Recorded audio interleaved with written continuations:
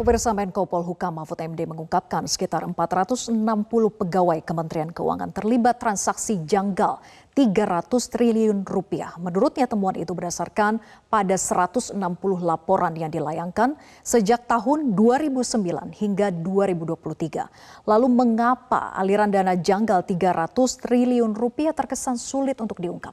Bahkan Menteri Keuangan mengaku masih akan mencari tahu dari mana asal angka 300 triliun karena PPATK tak mencantumkan angka dalam laporannya. Kita akan membahas lebih lanjut dengan anggota Komisi 3 DPR RI Habibur Rahman dan pengamat ekonomi sekaligus Direktur Center of Economic and Law Studies atau Celios Bima Yudhistira.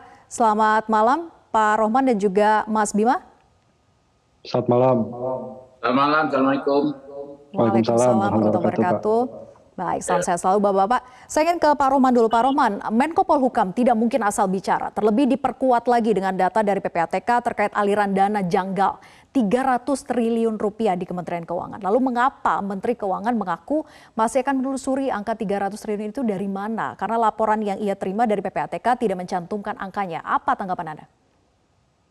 Ya justru itu yang kita juga tunggu sama dengan Bu Sri Mulyani. Kita menunggu PPATK memberikan informasi yang lebih lengkap dan detail soal angka 300 triliun tersebut. Ya, kita teringat dulu pernah juga PPATK merilis soal uang terkait judi online, ya sekian triliun juga. Nah kita tunggu-tunggu, ternyata itu omset perputaran uang orang yang bermain judi online, kurang lebih begitu. Padahal kita tadinya mengira ya itu adalah uang yang mengalir ke penyelenggara negara terkait judi online. Nah di kasus ini kita juga nggak tahu, selain angka 300 itu lebih detail lagi, sampai saat ini tidak ada dari PPATK. Ya. Oke, jadi Anda meragukan data dari PPATK begitu Pak Rohman? Ya, makanya kita menunggu. Ya, kita menunggu dan meminta dipercepat saja oleh PPATK, disampaikan kepada publik melalui media. Datanya yang detailnya seperti apa.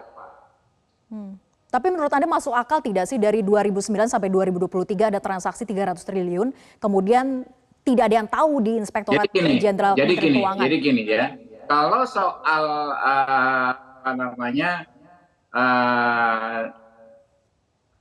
dugaan di dugaan penyimpangan di pegawai pajak terutama dinilai dari gaya hidup, itu kan memang sudah banyak sekali masukan ya.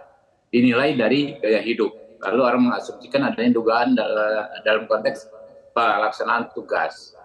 Nah, persoalannya selama ini kita hanya selalu bicara di ujung-ujungnya, bukan di pangkalnya, dan nggak akan pernah selesai. Mungkin kalau Anda ingat sejak kasus Gayus Tambunan itu sekian belas tahun yang lalu ya, Gayus Tambunan.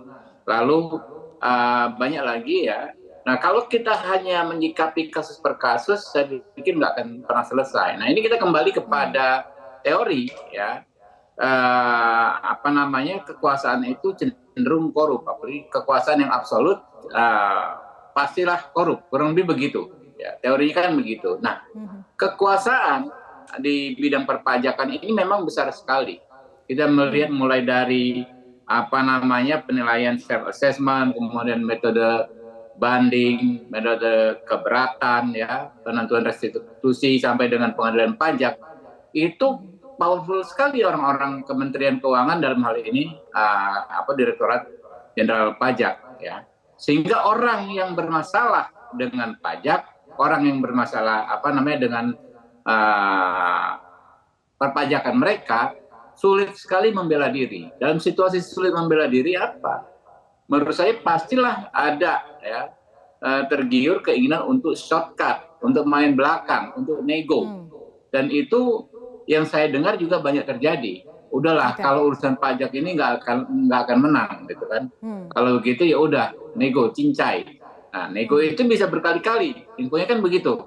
Kalau dengan pejabat yang ada sekarang selesai, nanti ada pejabat yang baru dibuka lagi karena belum daluarsa. Nah ini kekuatan kekuasaan yang demikian besar ini, pengawasannya sulit karena masyarakat yang melek finansial itu sedikit sekali. Ya beda dengan kalau kita mengawasi Polri.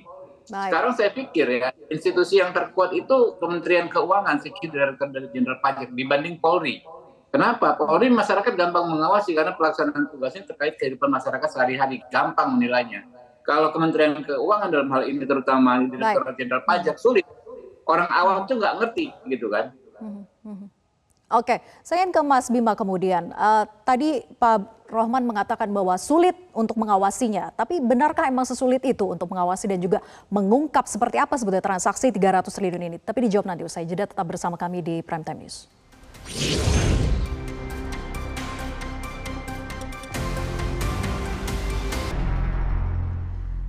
Kita lanjutkan perbincangan, saya ingin ke Mas Bima. Mas Bima, jadi sesulit itukah sebetulnya untuk menguak transaksi janggal 300 triliun di tubuh Kementerian Keuangan?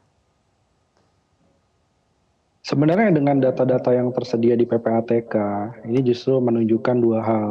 Yang pertama, itu transaksi kan dari 2009 gitu ya. Ini data ini apakah sudah ditelusuri oleh Irjen misalnya Kementerian Keuangan, dan mungkin PPATK akhirnya mengungkapkan kepada publik. Menko Polhukam juga mendukung pengungkapan tadi, menjadi salah satu skandal nih yang paling besar nih sekarang nih sepanjang sejarah di Kementerian Keuangan. Itu karena mungkin mereka jengkel juga gitu. Dari sisi PPATK, ini data sudah dikasih ke Irjen Kementerian Keuangan, belum ada tindak lanjutnya. Jadi ada dugaan ke sana, sehingga nggak bisa masalah 300 triliun transaksi janggal ini selesai hanya dengan lempar-lemparan dari PPATK ke publik.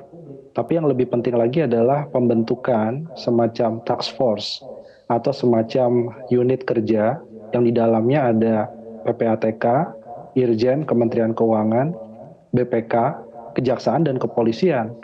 Sehingga mereka yang terlibat di dalam transaksi yang janggal, entah masih pegawai aktif di Kementerian Keuangan, ataupun kemudian sudah pensiun, itu harus dilihat di tanggal sekian ada transaksi mencurigakan.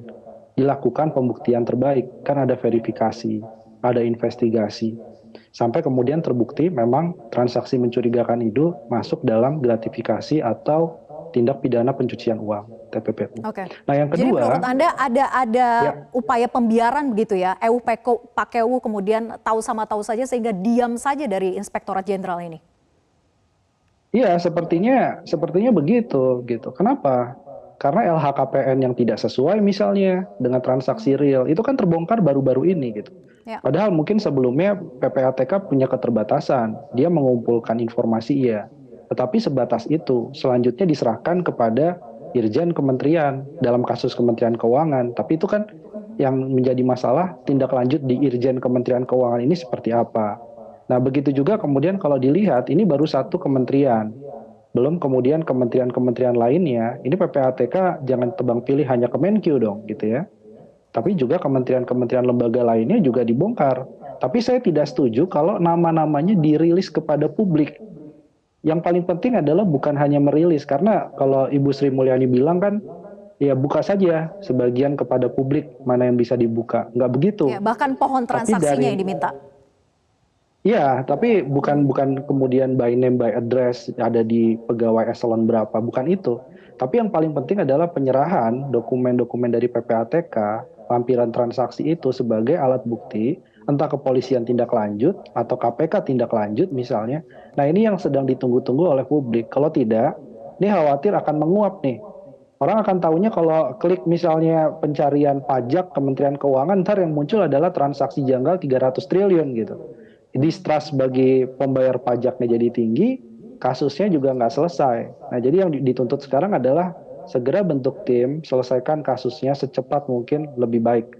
Dan kalau ditemukan Mas Bima, kondisinya lain, saat ini Inspektorat Jenderal dari Kementerian Keuangan sedang memanggil 69 pegawainya untuk mengklarifikasi harta yang dinilai tidak wajar dan dikaitkan dengan laporan aliran dana janggal 300 triliun rupiah.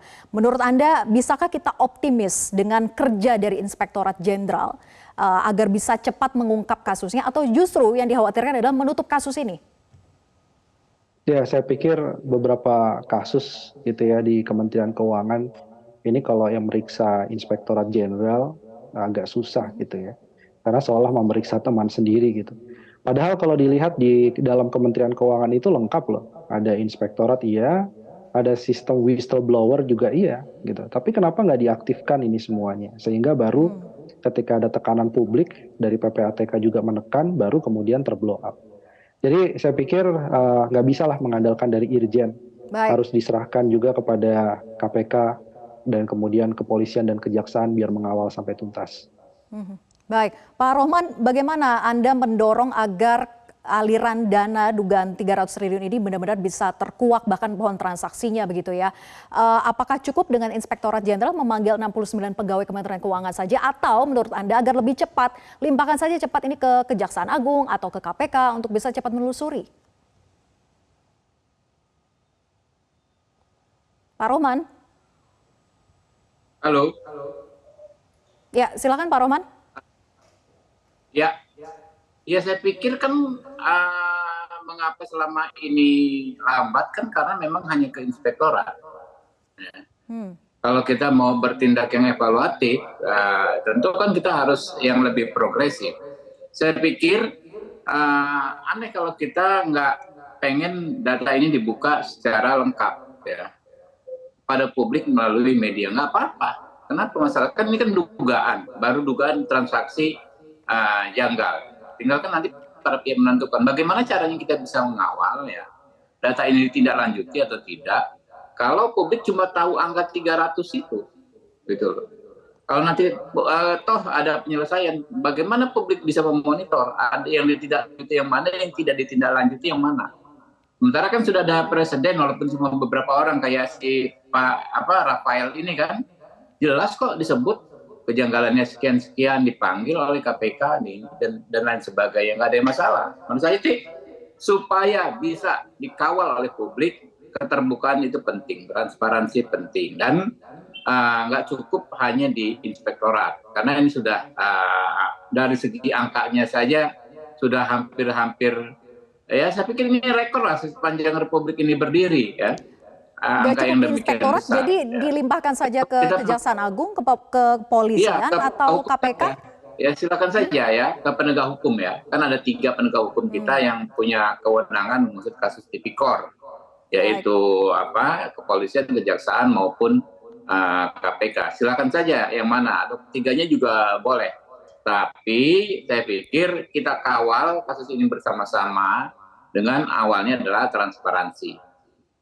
Baik, kita tunggu pengusutan tuntas kasus ini. Terima kasih Pak Habibur Rohman dan juga Mas Bima Yudhistira sudah bergabung bersama kami di Prime Time News. Selamat malam.